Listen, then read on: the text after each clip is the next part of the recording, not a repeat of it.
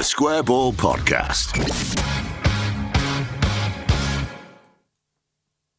We've assembled the TSB jury now, thanks to the assistance of Levi solicitors, who we should say, just from a legal standpoint, I suppose, that they've actually had nothing to do with this, and this does not constitute actual legal advice. Go to them guys for it, though, because they're good. Correct. Right. We need to pick a Ken Bates Villain of the Week. We also need to pick a Gaetano Berardi Hero of the Week. And, you know, we can dish out various other accolades and negative labels as well. We can assign petty grievances, cheap shots, throw people under the bus, anything you like, really. So where do we begin? Actually, you've spotted Ken, haven't you, Michael? I meant to say. Spotted him, what, out and about? On the internet. Yeah, he did a thing with a Chelsea YouTube thing about a month ago. It's all about Chelsea, unfortunately. What we should do is see if we can pull a clip together for propaganda next week. Just a really short bit, just so people can hear how more incoherent he sounds. I mean, he's like 90. Not to defend Ken Bates for a second, but he's really old. That's not what you were saying before. He's really, really old. He's your favourite Leeds owner, you said. That is, if you were asking me to list my favourite one in the year 2009, it would have been Ken Bates, or not potentially, because there was that time he didn't know who owned it. He didn't own us, did he? So that's true.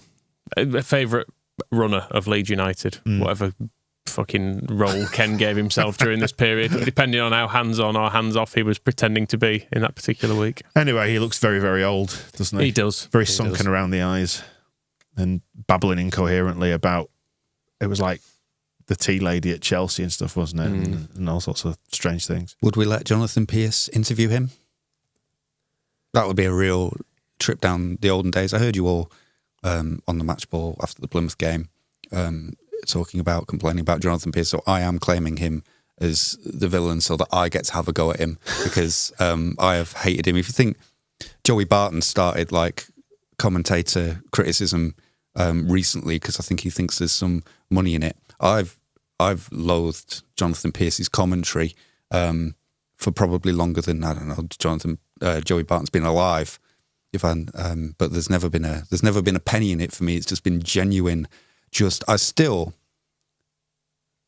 was a game at a World Cup. It might even have been Euro 2018 when Jonathan Pearce's commentary was summed up by, I still don't know, and we talked about this on the podcast at the time, so if anybody's been listening for 6 years, sorry, but a German player had a shot and hit the crossbar, and he just babbled on, but never said who it was, and still to this day don't know who hit that shot. He was like, "Oh, that's a great effort there by the twice-capped German under-21 international who moved from Freiburg to Stuttgart in 2017 and racked up.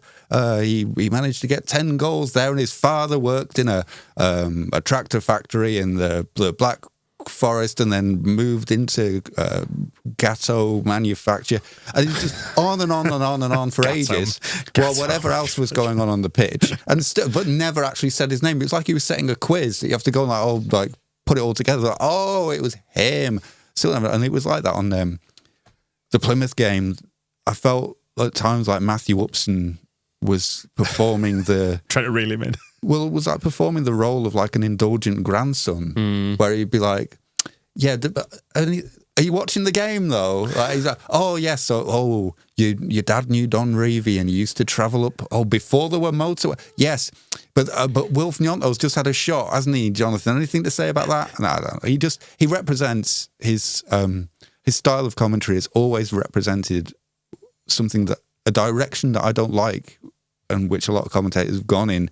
I think Matterface is now among the real guilty parties of just not fact padding, just not talking about what's happening. Yeah. Listen to old games, and this is a bit like going back into the good old days stuff. But a lot of the commentary would just be like, it's a ball out wide. Yeah, Rodon passes the ball to Firpo. Firpo is looking forward, gives it to Ampadu, and you can keep track because especially this is primetime BBC One. So it's a lot of people watching that game who do not normally watch Leeds against Plymouth. And although we know all our players, we don't know a lot of the Plymouth players, particularly with them having a number of non-regular first-team players there. I want to know who they are, and I want to know who's got the ball. And you can drop in the occasional, if the ball's out of play, well, the guy who just got tackled say, well, he's been playing pretty well, blah, blah, blah. There was interest in him from Lazio, for example. Yeah. Which you got the extended anecdote about. That would do. But instead, it's just like this constant babble while the game is going on. And I could have that chat with somebody. You sit there and there's a game on, and you go like, oh, how's work? Yeah, it's not too bad. What's been going on? It's like that. There's as much involvement. Him and Matthew Upson may as well just have been like sitting down talking about, oh, do you remember the World Cup final in 1982? Oh, yeah, that was a good game. And just have the Leeds versus Plymouth match on in the background. I thought Upson was...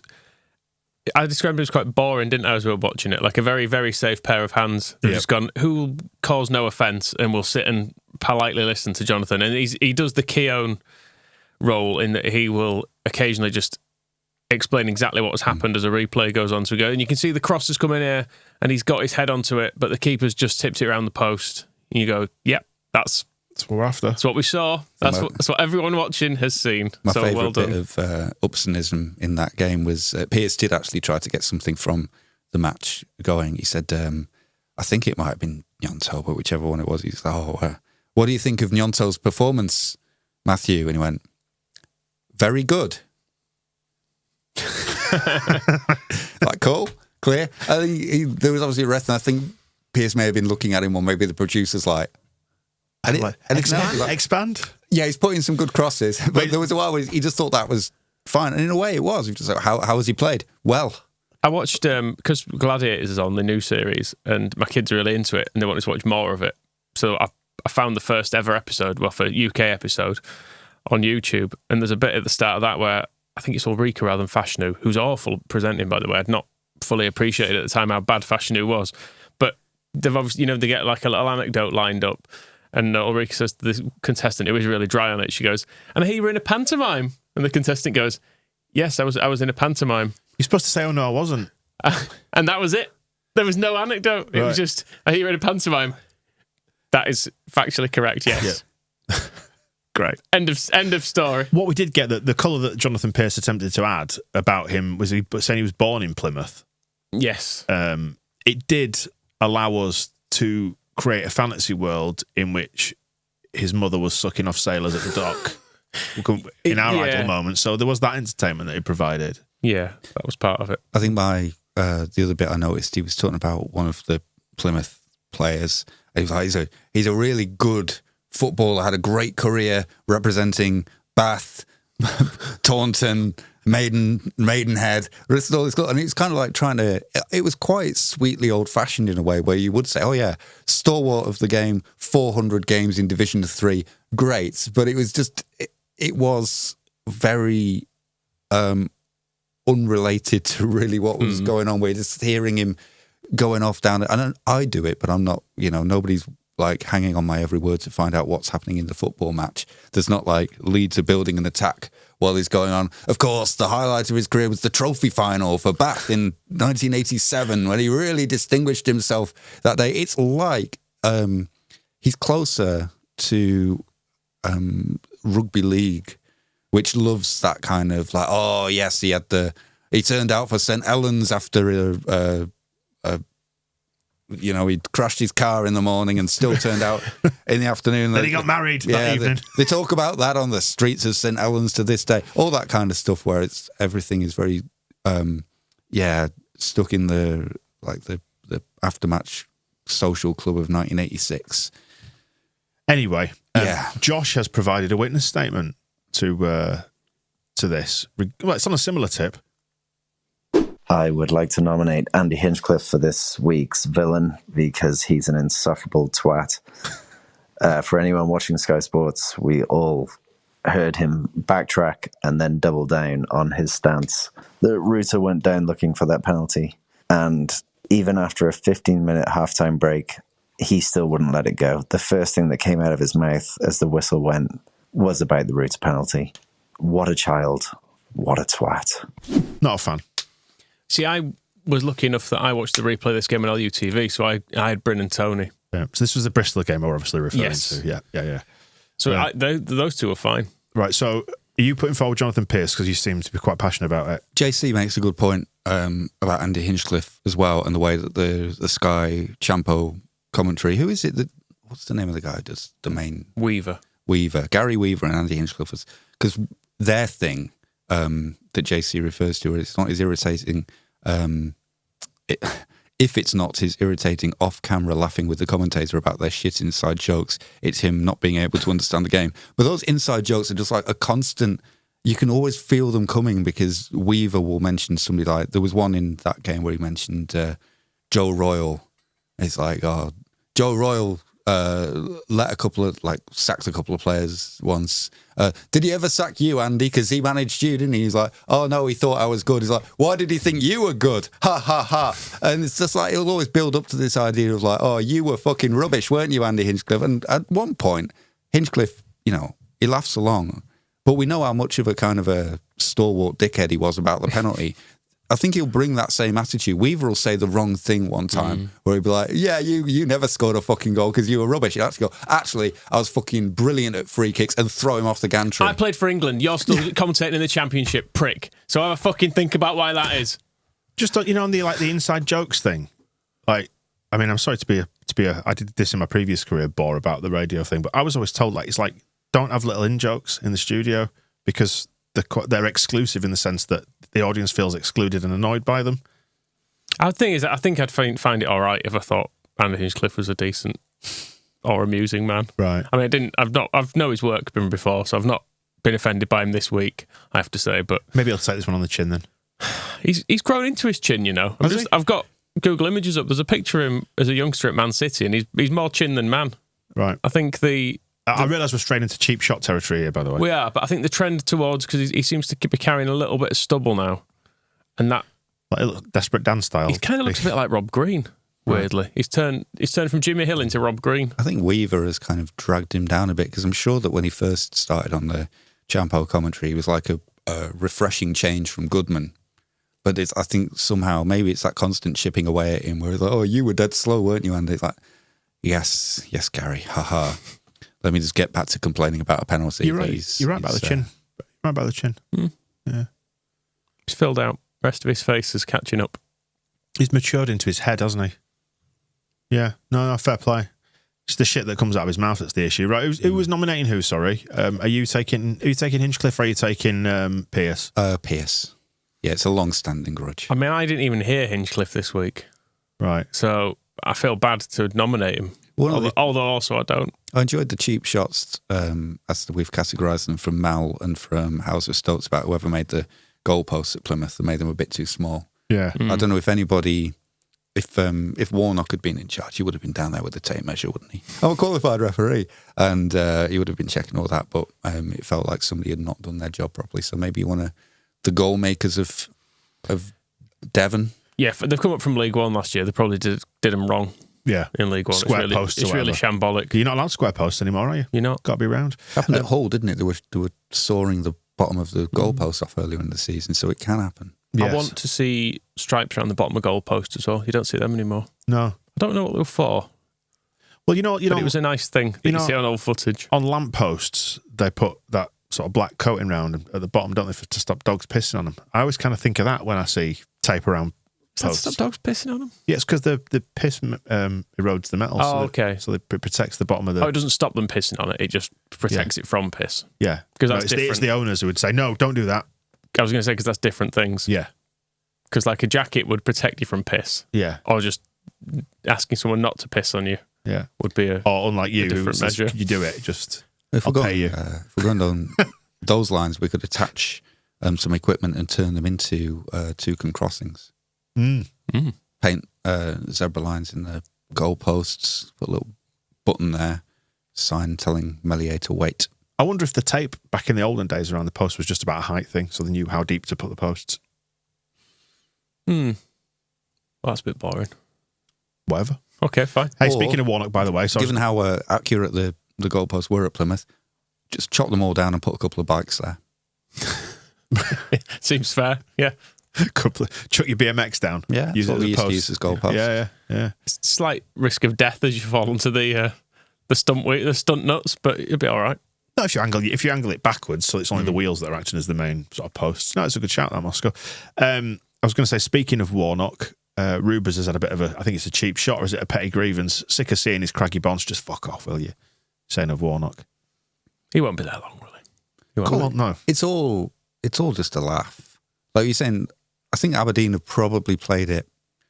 I don't know what's in it for them, really. They have to deal with him, but waited until after the transfer window's closed. And as long as they don't make the Huddersfield mistake of not appointing someone in the summer, because that's the deal, is that he's there until summer when they're going to get a proper manager and go forward with a new strategy.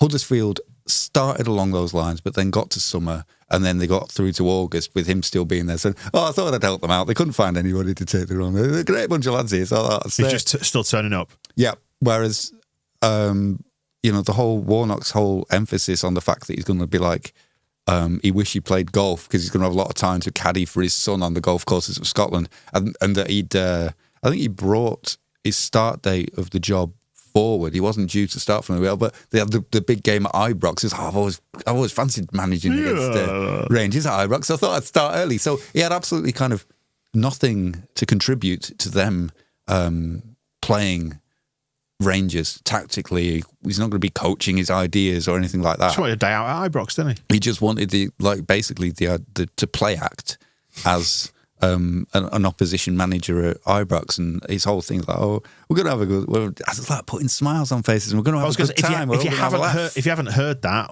you've done a greatest hits version of that on this week's propaganda, so you can go back and have a listen to that. Yeah, and also Moscow's not exaggerating. That is exactly what he did. Yeah. And also him displaying his depth of knowledge of Scottish football as well, when he said Rangers and Celtic have done well. Done well. Yeah. And so Rubens is right that we have to put up with all this. Yeah. Like, because he wants to go and have a nice 6 months just working working part-time in Scotland, getting some golf in and meeting the cooks. And he could do all this without being on the telly.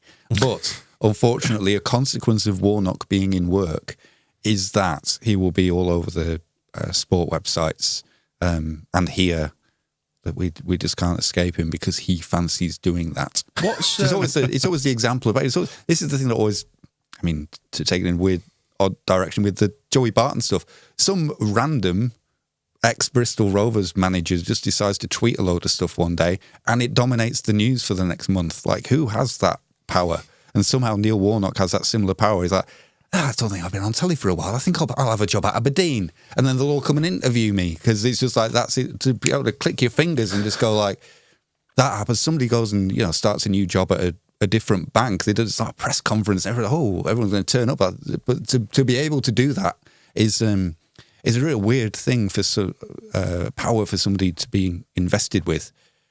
Who's he taken in terms of coaching staff up there? Do you know? Jeppo. Has he got his usual boys with him? He didn't mention him. Normally at the press conference, he'd mention like, "Oh, Blackie loves it up here. Oh, he's going to go with me." Maybe they've all reacted like Sharon did. Aberdeen, looking going there. Although he does say he's got a nice house up there, so there is also the potential that if he gets. I looked up where his house is in Scotland. It is the other side.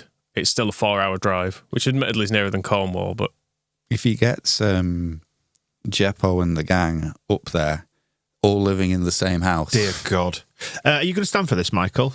We've got a cheap shot being taken, another bold fraud. Dickie Woods pointing out the bold Plymouth manager celebrating their equaliser like he's just discovered fire. I do just want to confirm Jeppo is the assistant manager. Thank God. Yeah. Are you standing for that? He was very wet, wasn't he? Bless him.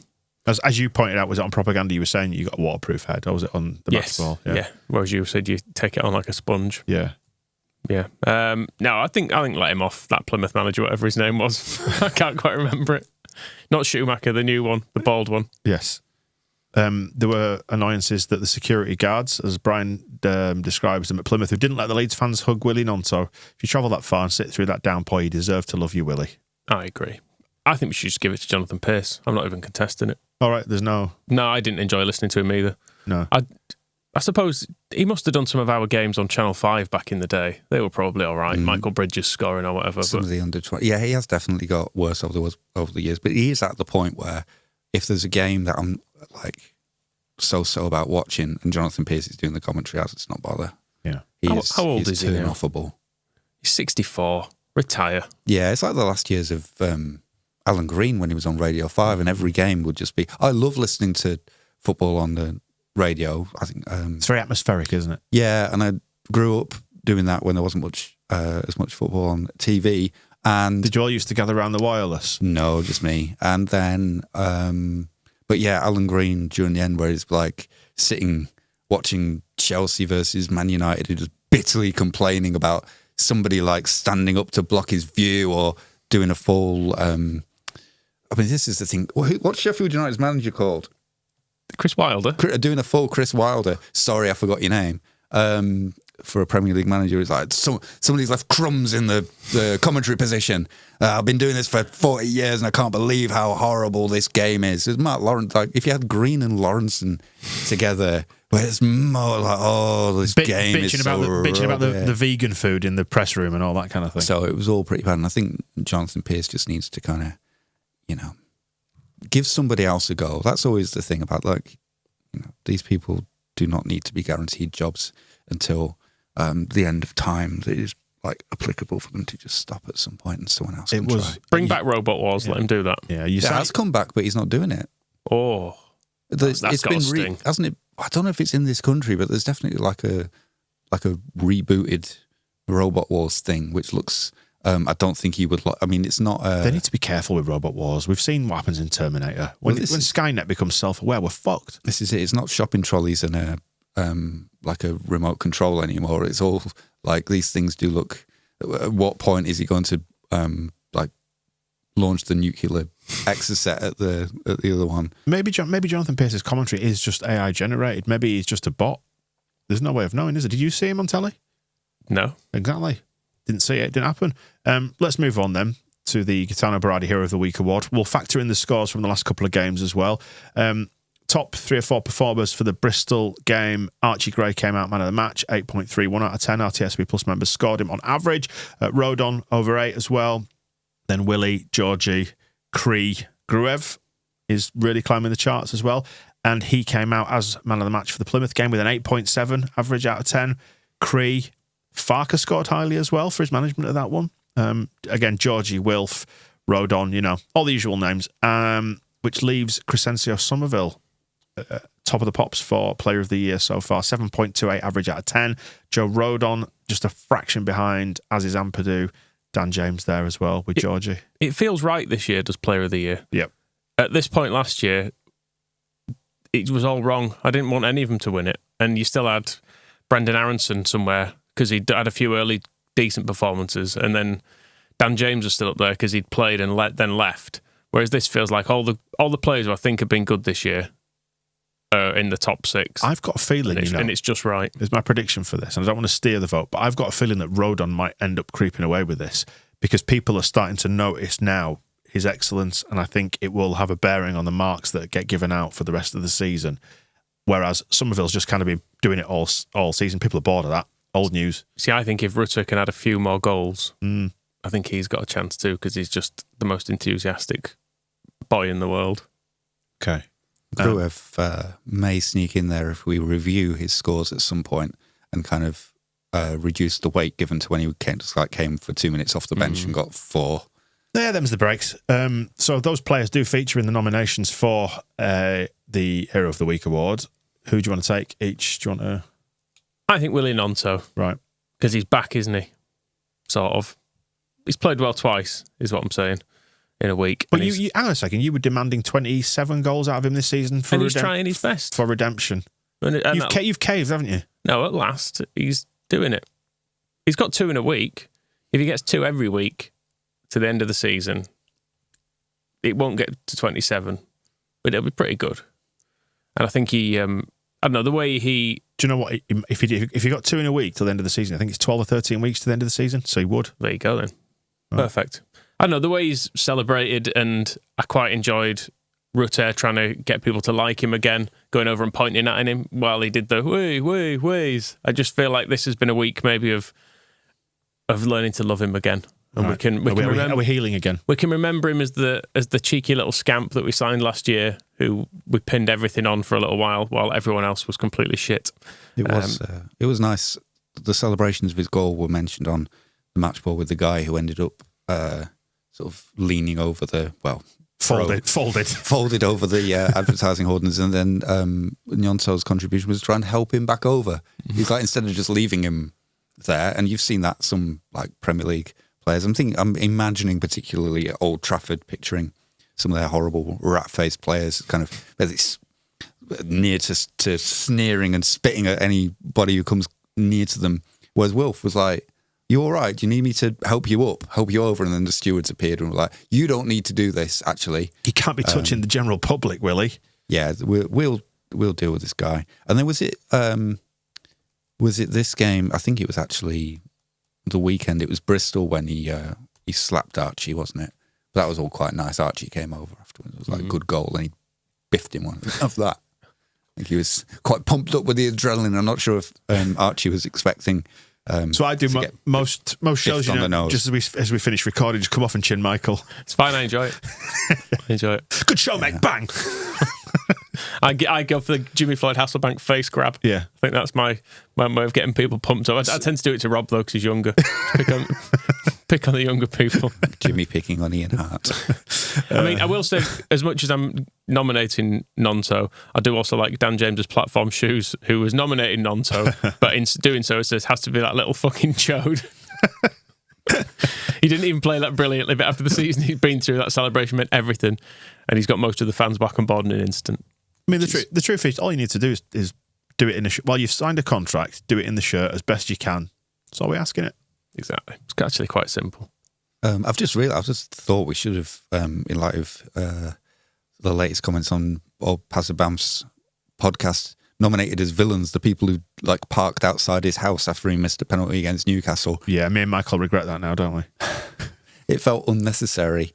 Don't go to the players' houses. It's like, you can be annoyed at them, but it's a game, isn't it? You can, though, I would suggest, go to Ilya Gruev's house, wait outside for him to come home, and then cheer and like shake his hands and like throw some party poppers in the air and stuff, because he's been dead good and he might like that. If you're going to go to a footballer's house, do something like that. Give them like a pleasant surprise. Go there in times of like when people went round Bielsa's after we'd won promotion.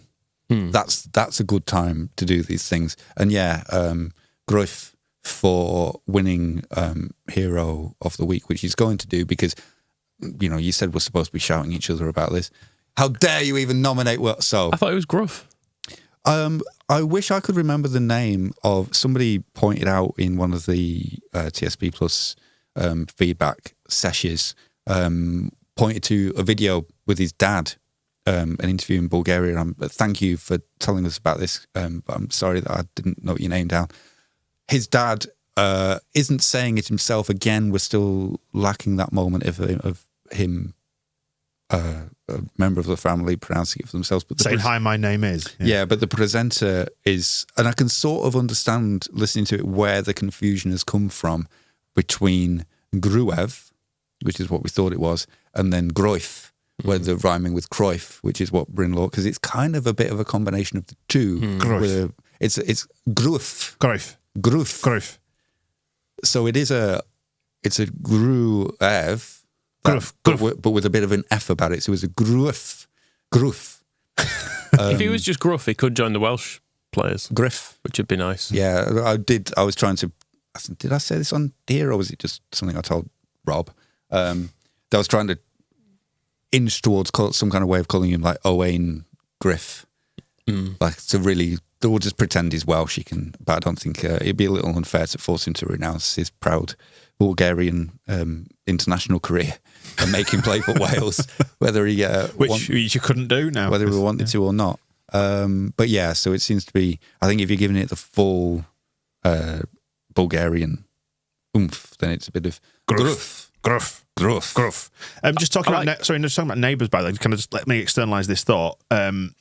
It was Piru who did an interview saying, I can't remember something to do with his personal circumstances, but living out of the city with his partner and their child, because the club had advised them not to live in the city centre if possible. I think, just a bit of peace and quiet out towards the countryside. You'll be bothered less, that kind of thing. A bit closer to the training ground, live over that way, northeast Leeds or whatever. And he mentioned that it's nice out here. I've got Jorginho as my neighbour. And you just wonder what that would be like, wouldn't you? Having Georgie coming round to play PlayStation, begging you to play PlayStation at 2 a.m. Big fucking flamingo in his front room, in his front garden. They are both big fans of anime, so they'll probably just put some films on and watch those together. That would be quite nice. They've got a lot of interests in common, despite their contrasting personalities. I didn't know that about the anime. Because we go back to Griffiths, I think Sarah summed it up nicely for quietly slogging away and doing good stuff for about 4 hours. Which does sum it up. It's just been really good. It's hard doing anything for 4 hours, isn't it? But yeah, just first to last minute. Yeah. Running about, tackling, passing. Turns out it's quite good, which is a relief. Because often Leeds sign players and you go, your first instinct is like, oh, I'm not sure about this person. Benefit of the doubt. Yep. I'm sure Big Kev is going to kick on from this admittedly shambolic performance against Sheffield Wednesday reserves. And they never ever do. Which you went to see? The reason I remembered it is because it came up on my Google Photos, chucks you up like memories. Yeah. And there was a short video of him limping off the pitch that I'd taken. And I was like, yeah, that was about as good as it got for him, wasn't it? But yeah, it's he looks like a very useful player now. Just realised we're recording this on the 8th of February and we've won every game this year, haven't we? Is that right? I mean, we drew with Plymouth, didn't we? Yeah, but if we exclude that. Technically. But so if we exclude that we didn't win, we won every game. Ultimately, we won, didn't we? Won the tie. Won the tie, so it's all that matters in cups, isn't it? I was just going to say, it gives us a good list to pick from. There's a lot of people who've done a lot of good things, like Rodon getting a lot of love. Again, don't fall in love with a lone player. That's what Will says, but he has. I'm slowly coming around to the idea that he's more than good enough for the Premier League as well with Rodon, because there's that bit, isn't there, when you first get someone, you're like, well, let's not be hasty. If we do go up, maybe you want to upgrade generally, but he just looks really good in every game. Yeah, there's a momentum can carry you a long way, and that's where we kind of went wrong last time, is that we used the momentum, got up to 9th, and you probably, that was when Liam Cooper is the big story, because everyone's like, he won't be good enough for the Premier League. But when we finished 9th, he was perfectly good enough for the Premier League, and then we tried replacing him with Llorente and Koch, and we turned into absolute shambles. And then Cooper came back in, and because everything had gone to a shambles, he was also fairly shambolic, and was as bad as anybody on the way down. But it's that building and the way that you move on, and not just putting a Jesse Marsh-sized break on momentum at some point, and with Victor Orta picking the players to replace good players. And so I think if we go up and everything's positive, then there's no reason why Joe Rodon can't, because his previous attempts at the Premier League have been like a few minutes getting into Tottenham's team and all that stuff, which is kind of like what held Gruev back earlier, where it's like 5 minutes here, 10 minutes there, don't really work. And we know he was all right in the top league in France, playing for Correct.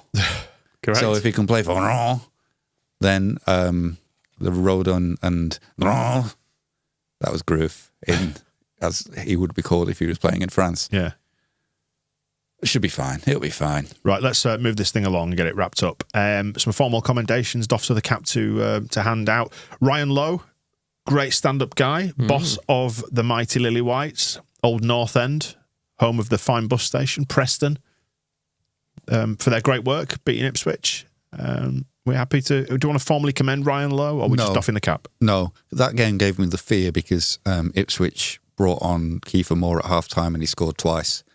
And that makes me think that we'll start him in the next game and he's going to score 2 goals per half for the rest of the season. Right. And if he does that, that's probably like enough for them to go up. He'll outscore Willie Nonto as well. 4 goals a game from Kiefer Moore is probably going to be worth quite a lot to them. So, no. Okay. No, just not entertaining that. No. Fair enough. Whatsoever. I'd give Ipswich 3 points for that. In fact, I don't care. And Sarah wants to give a doff of the cap to Rob Lowe. It was the ref, wasn't it? Rob Lowe? Not Rob Lowe. He's a... Rob Jones. I was thinking. Jones, yeah. Don't know. I was thinking of the movie star rather than the former Liverpool fullback. But there you go. So Rob Jones. Let's go with that. Go with the Welsh lads for not fucking about with injury time in that rain. Yeah, it was 0 minutes first half, 10 seconds early in extra time. Absolutely fine. Let's get off. This game's finished. and for being quite hench as well. Looking good. Yeah. And a decent all-round performance. And you can tell the difference between EFL and the Premier League. I know the Premier League refs take a lot of stick, but he was one of the good ones. Probably put on because it was on BBC One. I think we have had him this season and he was atrocious. Right, fine. Dickhead ref. All right, come on then. Let's wrap it up. Who's having the hero of the week? Is it Willie or is it... It's Gruev. Gruev. It's Gruev. I suppose if Willie's going to get 2 a week for the rest of the season, he can have it in a future week. Yeah. And Fine. he's been given plenty of acknowledgement in recent weeks. Keep it up, you naughty little scamp. So, Gruev. Gruev. Right.